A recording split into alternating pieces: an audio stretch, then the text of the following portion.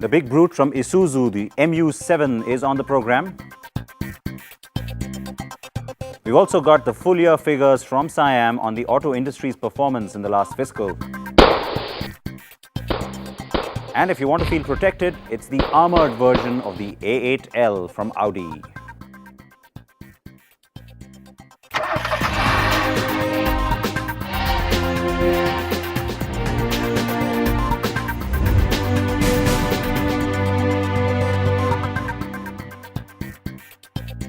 Hi folks, and welcome to CNB. So we've got plenty packed into the program for you as always, and we will begin with that industry report card. Now, the fiscal year has ended, and as expected, there's been a lot of pressure on Motown to deliver not just in terms of volumes, but also in terms of profitability. A lot of the manufacturers have struggled over the past few months. So let's break it down for you. Let's look at it segment-wise and find out just how things have panned out for the industry and what the road ahead looks like. The sales report card for the auto industry for the 2013-14 fiscal was as disappointing as expected. What has been really worrying is a slide in car sales for the second consecutive fiscal, falling 4.65% this year, and it's not likely to look up anytime soon. The growth forecast, what I'm saying for passenger vehicles, if I'm lucky, if I'm praying, it'll be +0. Motorcycles, two-wheelers looks good and positive. Commercial vehicles looks a real challenge again, I think, next year, unless a lot of the knots in the economy are untied and a lot of the infrastructure products are, cleared out and they start moving. Overall, vehicle sales last year were up marginally at 3.5%, buoyed by two-wheelers which grew 7.3% year-on-year. A strong growth by scooters at 23% outshadowed the motorcycles which were up 3.9%. The slowdown in the infrastructure space has resulted in a 20% slide in commercial vehicles. Sentiment to buy cars is not so great. So I would not say just sentiment to buy cars. To be precise, general sentiment is not so positive. There's so many reasons, whether it's increasing fuel prices, high interest rates, GDP, while it's still close to 5%, yet it is growing, but it is below what people expect for a country like India. And so many other factors which are impacting sentiment. So sentiment has not changed, and as a result we are seeing this drop in the volumes. Not surprising perhaps, Siam deciding not to provide any growth forecast for the new fiscal that we're in. After all, its forecast for the year gone by was 6%, and we've all seen how that's turned out. So the industry in doldrums, but hopefully things will change going forward. Hopefully we will have a stable government in place, and so after that things should start to improve. At least that's what most analysts expect. Now let's bring that Audi onto the program. This is the A8L sedan, which you know well. It is the flagship of Audi's range in India. But the car we're going to show you is the Security variant. It's called the A8L Security. It is offered only in the long wheelbase all over the world.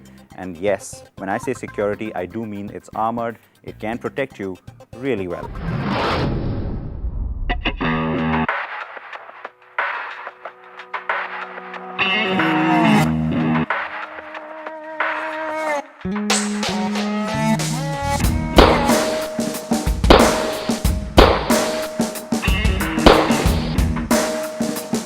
It's the kind of car that heads of state, celebrities, and perhaps mafia dons arrive in. Yes, this is the Audi A8 Security. It is only the A8L or long wheelbase that is offered in this special Security edition. The cabin looks like a regular, well-specced out A8L. And so yes, you have all the bells and whistles, leather and wood, screens and gadgets that any big shot could possibly want. So it looks like a regular enough cabin, doesn't it? Well, overall the car does look pretty much like the regular A8, except that you can see the door is much thicker. So if you look closer, it's also a lot heavier. Thankfully it sucks itself in. The windows also, if you look closely, you can make out there's something a little bit different about them, but otherwise, externally, the car looks pretty much the same. So it may look the same, but it is built differently. at an Audi-owned location somewhere in Germany. Yep, they won't tell us where. Now it's made of high-strength steel, it has Kevlar plates in the floor, besides an aluminium alloy that's used on some panels, and ceramic as well. And a bunch of other materials that we can't tell you about. Of course, the windows are also a special thick glass, and you guessed it, we can't tell you its thickness. So as I mentioned, the doors are really heavy, which is why they have this special extra hydraulic arm down there, which lets you operate them.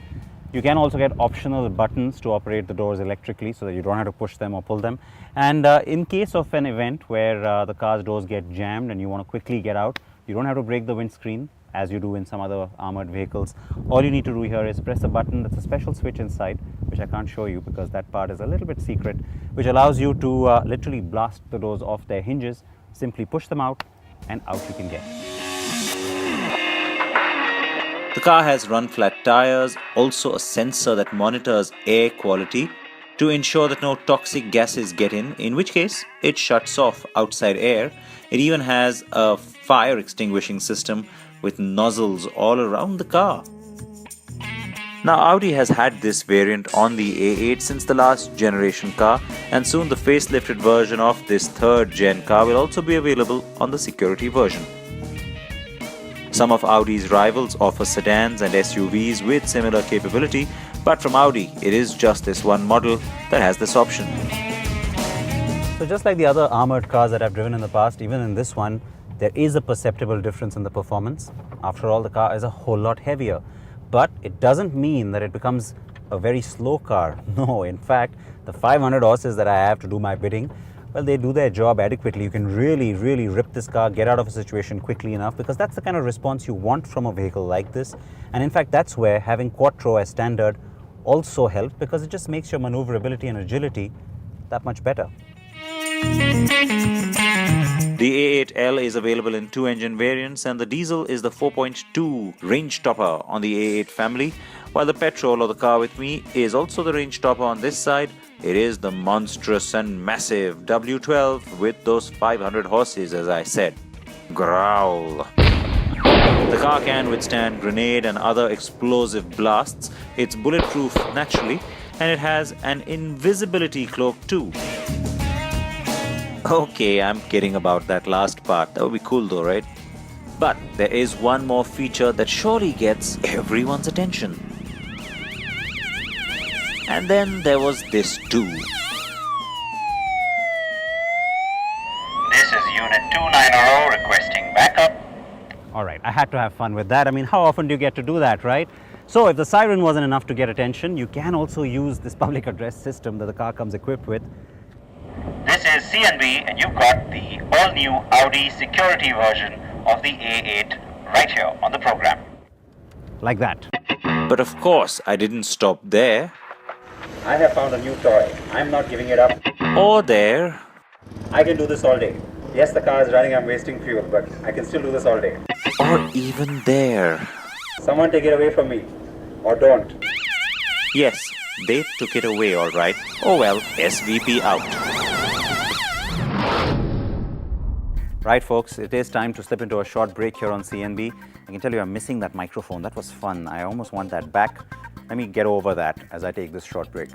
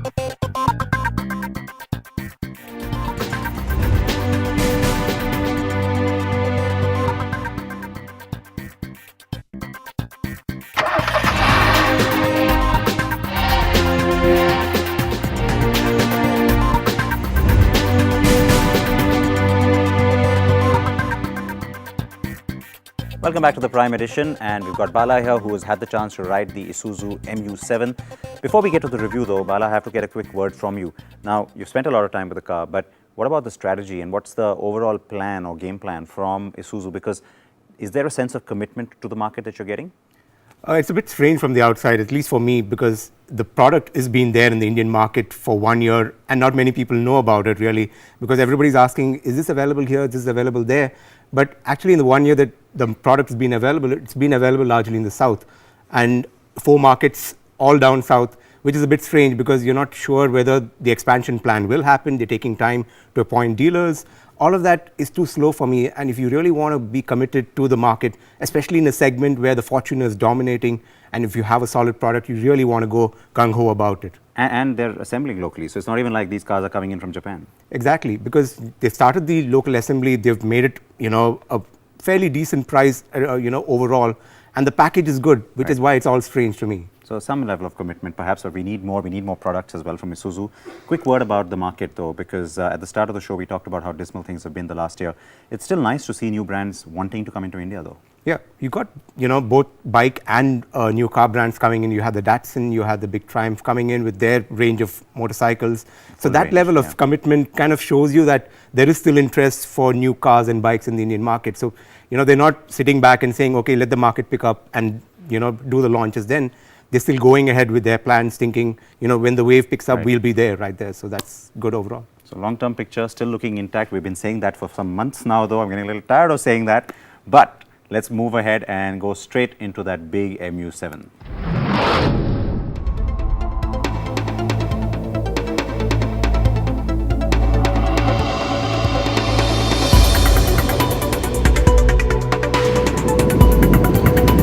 This is one SUV with a definite "don't mess with me" attitude. This reflects in its design and stance with its wide-toothed grille, sharp headlamps, and the bold intercooler intake on the bonnet.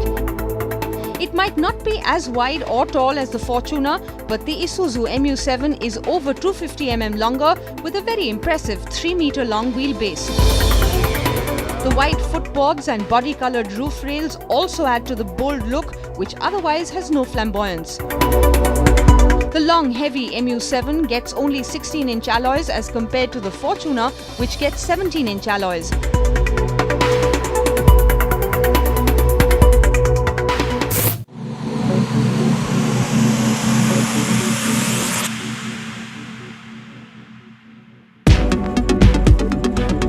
The rear looks less aggressive, but it does offer a large windscreen with neatly done tail lights and reflectors on the big bumper. Now, bigger isn't always better, at least from a driving point of view, and we put out the mighty SUV to see if it had the muscle under the hood too. The curb weight of the MU7 is 1,900 kilos, slightly less than the Fortuner at 1,955 kilos. The 4-cylinder 3-litre engine is more than capable of making you smile as you drive it along the highway. Over 160 bhp on offer compared to the 169 bhp offered on the Fortuner, but the MU7 offers a bit more torque at 360 Nm compared to 343 Nm on the Fortuner. The gear shifts are not the smoothest, especially getting into the 3rd and the 5th, so city driving may be a bit cumbersome. The braking is precise, though the clutch and brake levers feel a bit heavy and take some getting used to. The minimum turning radius of 6.2 meters isn't a joy on the big bulky SUV, especially in the city. The Fortuner has a minimum turning radius of 5.9 meters. Now the MU7 really impresses with the ride quality. That's largely thanks to the fantastic suspension it has, where it pretty much soaks in your bumpy roads or large speed breakers or even that extra large pothole. There's really no big challenge for the MU7. Also the engine is extremely powerful. It kind of gives you that power delivery which is very linear and is very refined. The steering does feel a bit heavy, but that's not too bad because it gives you that large SUV kind of feel. The front suspension is an independent double wishbone with torsion bar springs And the rear houses the twin-tube shock absorber. So, with that reasonably powerful engine and an impressive suspension, the MU7 packs in just about enough to match the Fortuner in ride and handling. Currently, the MU7 offers only dual airbags for the driver and the passenger. The big doors are heavy and so they will need the extra effort to be shut. The cabin of the MU7 offers lots of space, but it looks a bit too simple and it's not plush at all. The plastics and the faux wood finish on the dash look a bit cheap. The seats in the front are comfortable and the driving position is not so high like in the Fortuner, with all dashboard controls within reach. Now it's a 3-meter long wheelbase of the MU7, so you automatically expect lots of space inside the cabin, and you really get a sense of that in terms of the comfort in the rear seat, because you get lots and lots of leg room. This seat has been pushed all the way back, but there's plenty of leg room, as you can see, lots of headroom, so it's really no sense of feeling cramped in this spacious cabin. Also lots of comfort factors like the rear AC vents, which is available on this, as well as the third row. But like most third rows, the seat sits a bit low.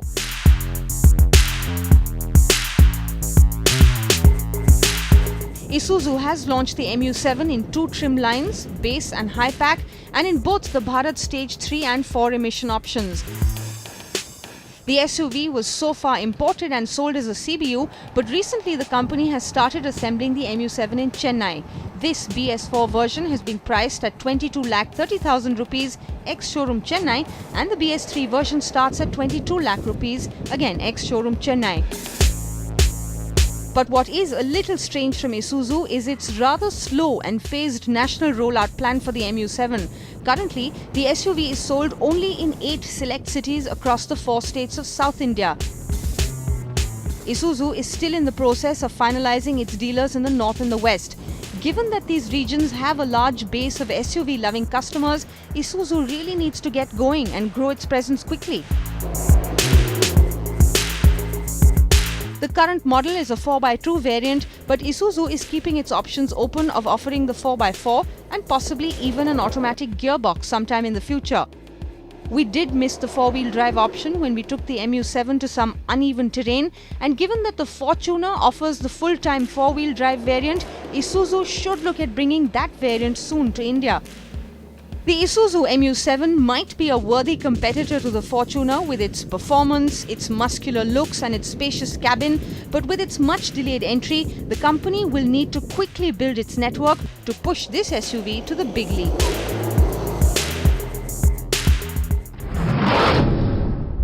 Time for that little bit extra that you get here on the Prime edition of CNB. We will be answering some of your questions if you're in the market for a new vehicle. So, which car should you buy? That's the first query coming in. It is on a new car, and it comes in from Imadi Rao. Which car is better between the Datsun Go and the Maruti Suzuki Swift? Now, it's an interesting question because, of course, the Go is new into the market, and so there's some buzz around it.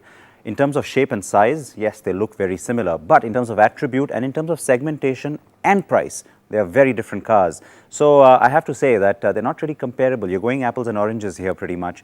So if you want something that's really frugal, that just does the job in terms of being a little city runabout with a little extra space and enough space for also maybe a large family, then the Go just does the job. But if you want something a little bit more premium, you want better interiors, you want more features, then you've got to go with the Swift. I mean, there is really no comparison between the two, like I said. The Go from the outside, though, like I also said, looks a little bit ample. So yeah, for space alone and just efficiency, the Go does the job. Now, the next question. So the next question comes in from Nishant. He wants to buy a sedan. How much do I save if I choose the Accent over the Vento? These are petrol cars. He wants to know if the Accent is worth buying. Now again, not really comparable cars because the Accent is sub 4 meter while the Vento is a full-size C+ sedan, as they call it in terms of segmentation. And the prices, I mean, that's a huge difference again. The Accent petrol starts at 4,66,000 rupees and it's well over 7 lakh rupees for the Vento. These are, of course, ex-showroom Delhi prices. Nishant, I'm not sure what city you're riding into us from. But the point here again, better car in terms of attribute, build quality and a little more premium feel. It has to be the Vento. You want something that's frugal, that does the job, saves you a lot of money and is efficient as well in the city, then you got to go with the Accent. So a little bit more space, a little bit more of a premium feel on the Vento. Otherwise, yes, the Accent is worth buying. If you have any questions for me, please go ahead and write in.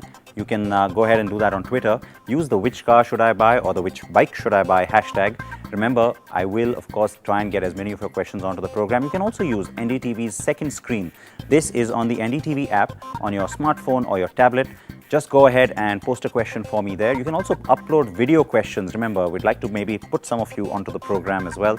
So I shall wait for those questions from you, and please go ahead and send them in. That is a wrap here on CNB, folks. I will be back next week. Until then, it is goodbye. But remember, Auto Prime brings you the best of automobiles right through the week. Every weeknight, 8:30 p.m. on NDTV Prime. It's what we like to call Auto Prime. And so a quick glimpse of what's coming up over the next week for you. And I will say bye-bye and remind you, please wear your seatbelts. Tuesday on Follow the Star. Travel along the coast with us to the ancient port town of Mamallapuram and its shore temple.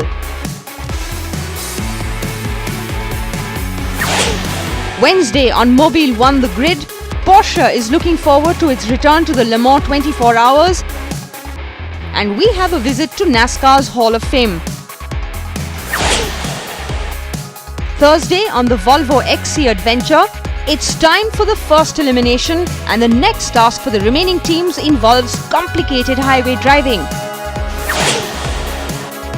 Friday on the Getaway, 3 young IIT students travel to the peaceful Koralai beach beyond Alibag, an ideal escape and the perfect getaway.